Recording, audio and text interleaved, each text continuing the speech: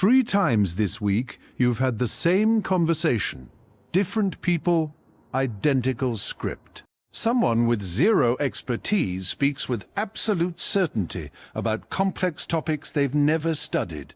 Politics, psychology, philosophy, economics.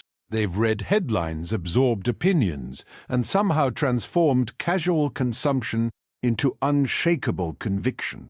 And when you question them, not aggressively, just curiously, you watch something disturbing happen. They don't reconsider. They don't pause. They double down with indignation, as if your request for nuance is an attack on their intelligence, and somehow you end up feeling like you're the problem for questioning them. Friedrich Nietzsche called these people the herd. But here's what most people miss. He wasn't talking about the uneducated masses. He was talking about educated, articulate, successful people who surrendered their capacity for independent thought without realizing it. And he spent his entire career identifying the specific types of intellectual parasites that will drain your ability to think clearly. Because Nietzsche understood something terrifying. Stupidity isn't just about lacking information, it's contagious. And the people who will make you dumber are often the ones you trust most. You're at dinner with someone who seems intelligent. They're well-read, articulate, successful.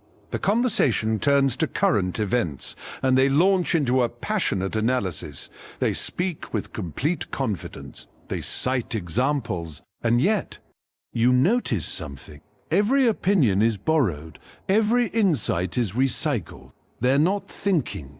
They're performing thoughts absorbed from podcasts and articles. This is what Nietzsche called the last man, someone who's replaced genuine thinking with opinion collection. Nietzsche wrote, "The individual has always had to struggle to keep from being overwhelmed by the tribe. If you try it, you will be lonely often, and sometimes frightened. But no price is too high to pay for the privilege of owning yourself." Here's the mechanism. These people experience thinking as anxiety.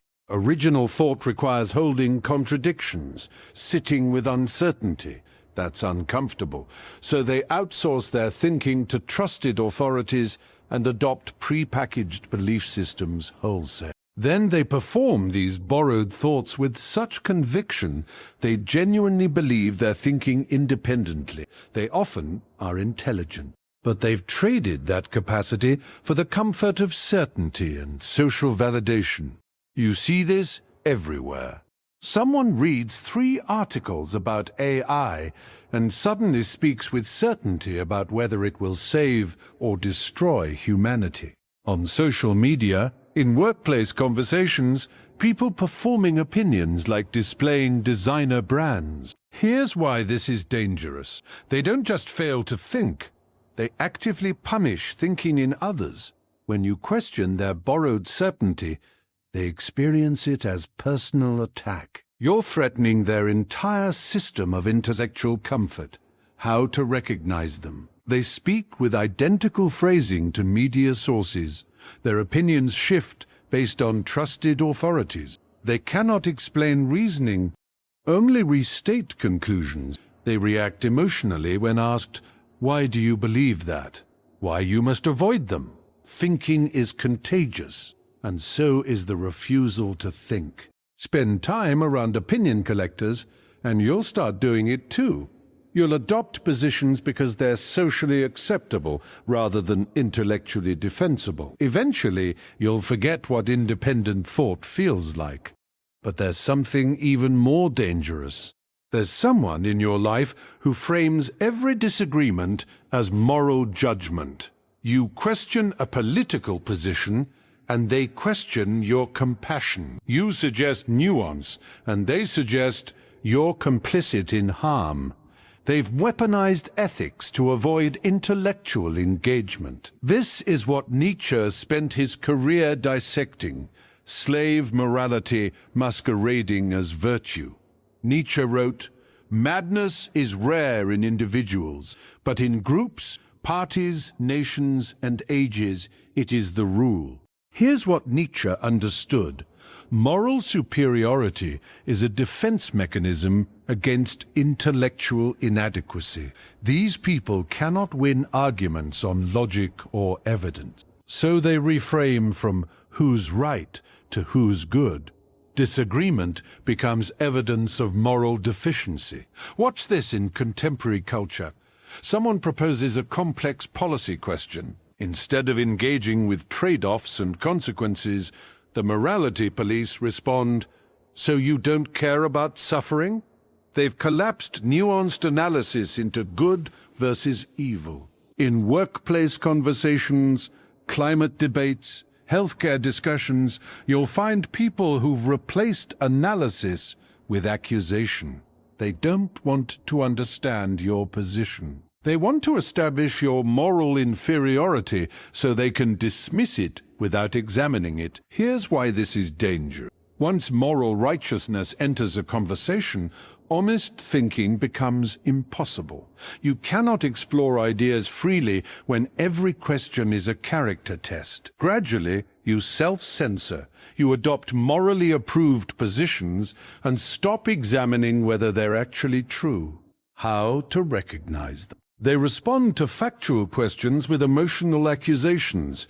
They use phrases like, "if you really cared," or "anyone with empathy would." They treat changing one's mind as moral instability. They cannot. Separate policy disagreement from personal judgment. Why? You must avoid them. Moral policing creates intellectual paralysis. You'll filter every thought through, "Is this morally acceptable?" rather than, "Is this true?" Eventually, you'll lose the capacity to distinguish between what's right and what's righteous. This brings us to something even more insidious. You're in a meeting with a controversial proposal. You have legitimate concerns, but everyone else is nodding. Momentum builds. And now you're faced with a choice. Speak up and become the dissenting voice, or stay silent and let consensus steamroll your better judgment. This is what Nietzsche called the herd instinct, the overwhelming need to belong that overrides independent assessment. Nietzsche wrote, "In individuals, insanity is rare, but in groups, parties, nations, and epochs, it is the rule. The consensus seeker isn't stupid. They're strategic. They've recognized that disagreeing carries social cost, so they've developed a mechanism. They genuinely convince themselves to believe whatever the group believes. They experience psychological pressure from disagreement and relief from agreement. Over time, this conditions them to align automatically with collective opinion. You see this in corporate environments where everyone knows a strategy is failing, but no one says it. In social groups where problematic behavior is tolerated to maintain harmony. The consensus seeker reads the room, identifies the majority position, and adopts it, not through reasoned agreement, but through social calibration. These people aren't consciously lying. They've trained themselves to believe whatever the group believes, and they'll look at you like you're crazy for disagreeing with something everyone knows, because from their perspective, unanimity equals truth. Here's why this is dangerous. Consensus doesn't care about truth. Some of history's greatest atrocities had overwhelming popular support. The consensus seeker will lead you toward comfort and away from reality. They'll make you question your perception because everyone else sees it differently. How to recognize them? They wait to hear others' opinions before forming their own. Their positions align with whatever group they're in. They use phrases like, "everyone agrees," or "nobody thinks that anymore." They treat minority opinions as evidence of irrationality, why you must avoid them. The need for consensus is contagious. Spend time with consensus seekers, and you'll start testing ideas against what would people think rather than what's true. Eventually, you'll lose the ability to think independently because you've trained yourself to think tribally. Now here's where it gets truly disturbing. You're having a conversation with someone who seems intellectually engaged. They ask probing questions, they cite sources, but something feels off because you realize they're not trying to find truth. They're trying to win. Every question is a trap. Every concession is weaponized. This is what Nietzsche despised, the sophist who treats philosophy as rhetorical victory rather than understanding. Nietzsche wrote, "There are no facts, only interpretations." He meant this as critique of people who manipulate interpretation to avoid acknowledging inconvenient realities. Here's the mechanism. The sophistical debater discovered that appearing to think is more socially valuable than actually thinking. Genuine inquiry is difficult and uncertain, but rhetorical victory is achievable and generates immediate validation, so they've optimized for winning arguments rather than understanding truth. Watch this play out. Someone makes a claim. You question it. Instead of examining truth, they pivot to questioning your motives. They demand you prove the negative. They cite studies without reading them. They use jargon to create false authority. The entire performance is about demonstrating superiority, not pursuing honesty. You see this everywhere. Podcast debates, Twitter arguments, academic conferences. People who've learned that sounding smart is easier than being right. Who can cite Foucault while missing the point of philosophical inquiry? Here's why this is dangerous. It corrupts collective truth-seeking. When conversations become competitions, honesty becomes liability. Admitting uncertainty makes you vulnerable. Changing your mind means losing. So everyone optimizes for defensibility rather than accuracy. How to recognize them? They're more interested in your logical mistakes than their own. They shift goalposts when challenged. They cite authorities they haven't read. They experience your changed mind as their victory. Why you must avoid them. Sophistical thinking is contagious. Engage enough debaters, and you'll start optimizing for rhetorical victory too. You'll construct arguments you don't believe because they're defensible. Eventually, you'll forget what honest inquiry feels like. You'll mistake winning arguments for finding truth. But there's another type that's even more dangerous. There's someone you know who frames every setback as victimization, every criticism as persecution. They've built an identity around grievance, and they invite you to join them in their resentment. This is Nietzsche's concept of ressentiment, the psychological poison of nursing grievance until it becomes your core identity. Nietzsche wrote, "To live is to suffer. To survive is to find some meaning in the suffering." The resentment collector inverts this. They find meaning in refusing to transcend suffering. Here's what Nietzsche understood. Resentment isn't just about being hurt. It's about using hurt as a permanent excuse to avoid growth and agency. The resentment collector experiences genuine setbacks, but instead of processing them, they crystallize each one into evidence of systemic persecution. They collect grievances like trophies. They rehearse injustices until they become defining narratives. You see this in contemporary victim culture. Someone doesn't get promoted. It's discrimination. Someone criticizes their work, it's harassment. They've learned that resentment generates sympathy, victimhood confers moral authority, and grievance exempts them from self-examination. Modern resentment collection is ideologically structured, academically validated, socially rewarded. People build careers on grievance. They create movements centered on shared resentment. Here's why this is dangerous. Resentment is the most contagious psychological state. Spend time with resentment collectors and you'll start seeing persecution everywhere. You'll interpret setbacks as injustice. And gradually, you'll surrender your agency. Because if you're a victim, you're not responsible. If the system is rigged, trying doesn't matter. How to recognize them? They frame every personal failure as systemic oppression. They're more invested in being right about victimization than solving problems. They reject solutions requiring personal agency. They treat others' success as evidence of their persecution, why you must avoid them. Resentment destroys your capacity for power.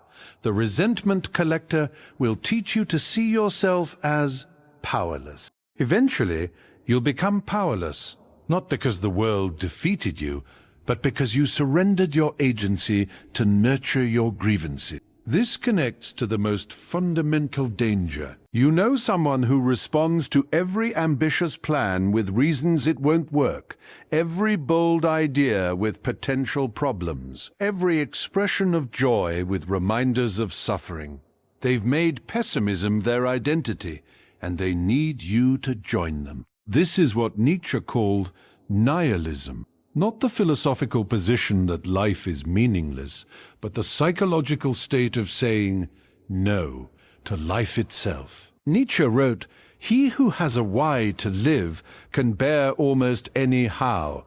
The life denier has inverted this. They've made no why their entire identity." Here's the mechanism. Some people experience existence as a burden, not because of circumstances, because of psychological orientation. They approach life from denial rather than affirmation. Every possibility feels like threat. Every joy seems naive, and they develop intellectual frameworks to justify their life-denying orientation as realism or wisdom. You see this in modern culture, in depressive realism, in celebration of cynicism as sophistication.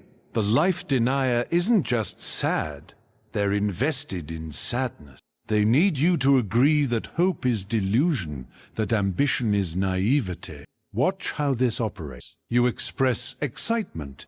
They remind you of failure rates. You share joy. They contextualize it within broader suffering. You propose taking a risk. They enumerate all disasters, and they frame this as being realistic. But Nietzsche understood it's the opposite, psychological cowardice dressed as wisdom. Here's why this is dangerous. Life affirmation requires constant cultivation. Saying yes to existence despite its suffering is the most difficult psychological stance. The life denier makes it impossible. They'll erode your capacity for joy. They'll make your ambitions seem foolish. How to recognize them? They experience others' joy as annoying. They have sophisticated arguments for why nothing matters. They treat cynicism as evidence of intelligence. They mock ambition and enthusiasm as childish. Why you must avoid them? Nietzsche's philosophy was about saying yes to life. The life denier will make that impossible.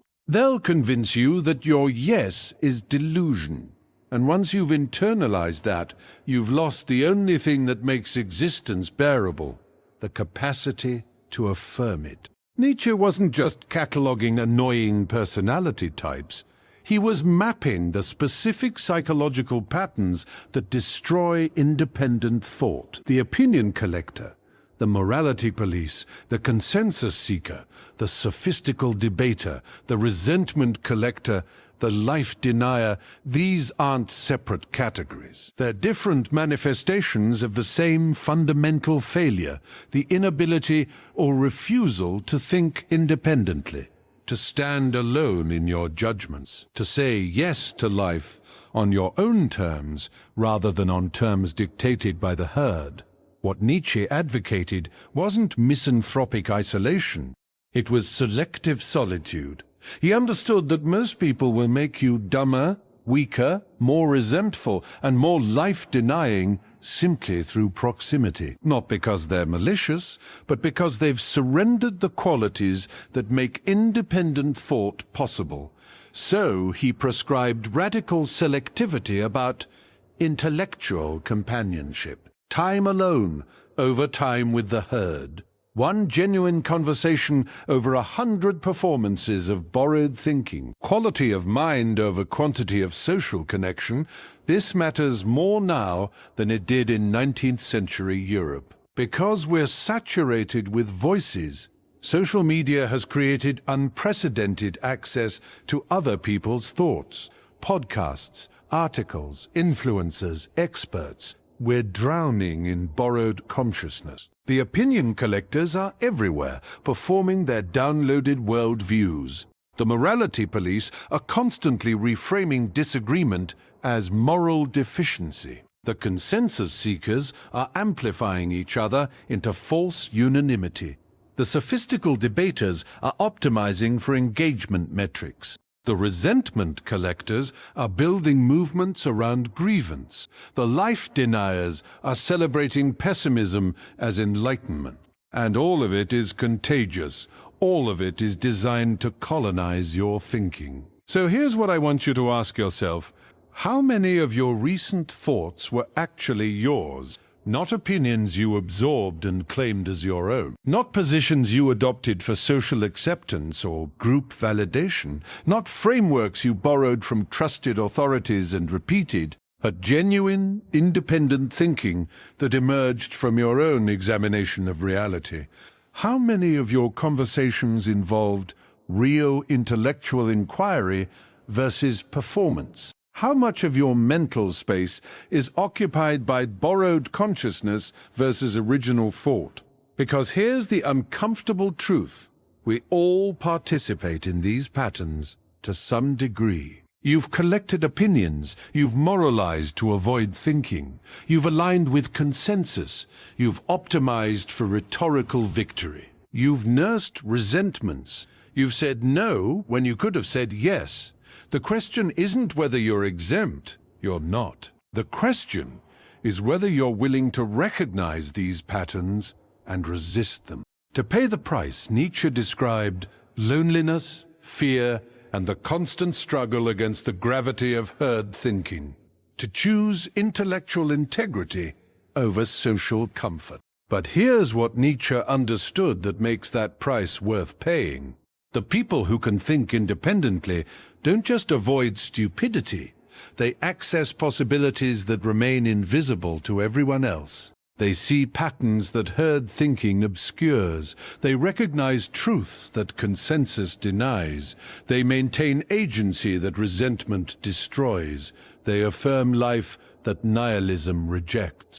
Not because they're smarter, but because they haven't surrendered their capacity for independent judgment to the comfort of borrowed certainty. They've preserved the one thing that makes thought possible, the willingness to stand alone. This isn't about superiority. It's about honesty, about refusing to pretend that performing thoughts is the same as thinking, that moral righteousness is the same as ethical clarity, that consensus is the same as truth. That rhetorical victory is the same as understanding. That nursing grievance is the same as pursuing justice. That denying life is the same as understanding it. It's about maintaining the distinction between what's real and what's comfortable, between what's true and what's approved. Comment below, which of these 6 patterns do you recognize most in the people around you? And more importantly, which one do you catch yourself falling into most often? Because intellectual honesty begins with self-examination. Because once you start seeing these patterns, you can't unsee them. And that's both the burden and the privilege of Nietzschean thinking. You'll see clearly in a world that prefers comfortable blindness. You'll think independently in a culture that rewards borrowed consciousness and punishes original thought. You'll say yes to life in a society that's optimized for no, and that makes you dangerous to the herd, but free to yourself. That makes you lonely sometimes, but intellectually alive always.